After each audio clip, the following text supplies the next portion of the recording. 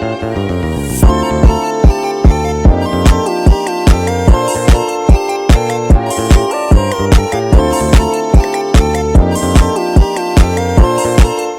teman-teman, kemarin kan kita sudah membahas tentang pencernaan makanan dari mulut.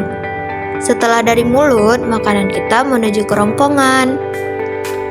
Kerongkongan adalah suatu saluran berbentuk tabung sepanjang 20 cm yang menghubungkan antara rongga mulut dengan lambung.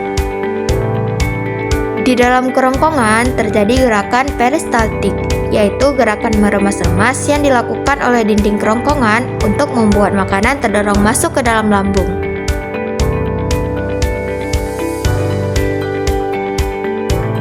Tujuan selanjutnya adalah lambung. Lambung adalah bagian organ pencernaan manusia yang paling elastis. Lambung berbentuk seperti kantong dan terletak di dalam rongga perut sebelah kiri atas. Di dalam lambung, makanan mengalami pencernaan secara mekanis dan kimiawi.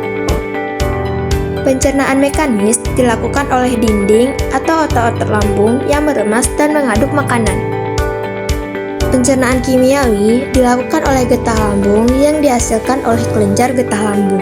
Getah lambung mengandung enzim pepsin, enzim renin, dan asam klorida. Enzim pepsin berfungsi untuk memecah protein menjadi pepton. Enzim renin berfungsi untuk menghadapkan protein susu menjadi kasein.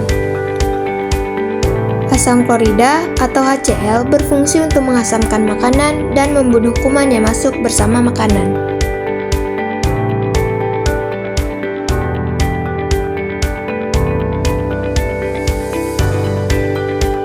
Selanjutnya, makanan dicerna di usus halus. Usus halus merupakan usus terpanjang dalam saluran pencernaan karena memiliki panjang mencapai 6-7 meter. Di dalam usus halus terdapat cairan khusus yang membantu penyempurnaan pencernaan makanan. Usus halus terdiri dari 3 bagian, yaitu usus 12 jari, usus kosong, dan usus penyerapan. Usus 12 jari atau dikenal juga dengan duodenum memiliki panjang sekitar 25 cm. Usus 12 jari mencerna makanan dengan bantuan getah pankreas dan getah empedu. Getah pankreas dihasilkan oleh kelenjar pankreas. Getah pankreas mengandung enzim-enzim sebagai berikut. Enzim amilase berfungsi mengubah zat tepung atau amilum menjadi zat gula atau glukosa. Enzim tripsin berfungsi mengubah pepton menjadi asam amino. Enzim lipase berfungsi mengubah lemak menjadi asam lemak dan gliserol. Sedangkan getah empedu dihasilkan oleh hati dan disimpan di dalam kantong empedu. Getah empedu berfungsi untuk menghancurkan lemak. Selanjutnya, usus kosong atau disebut juga dengan jejunum. Terletak di antara usus 12 jari dan usus penyerapan. Usus kosong memiliki panjang sekitar 2,5 meter. Yang terakhir adalah usus penyerapan, yang merupakan tempat penyerapan sari-sari makanan. Di seluruh permukaan dindingnya terdapat ujung-ujung pembuluh darah yang menyerap sari-sari makanan. Kemudian, sari makanan diedarkan melalui aliran darah ke seluruh bagian tubuh. Lalu, sisa makanan yang dicerna masih berlanjut ke usus besar. Nah, usus besar berfungsi menyerap cairan, vitamin, dan mineral dari sisa-sisa makanan yang telah diserap oleh usus halus.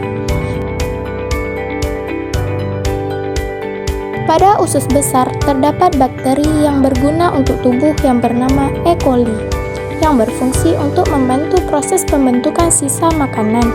Proses pembusukan sisa makanan akan menghasilkan kotoran atau feses yang kemudian dikeluarkan oleh anus.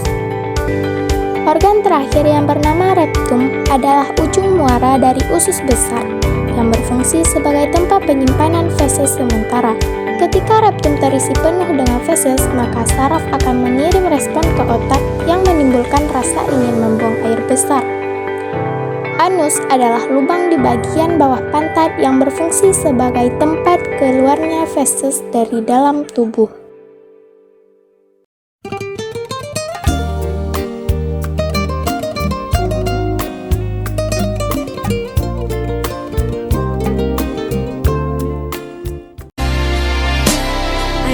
think that I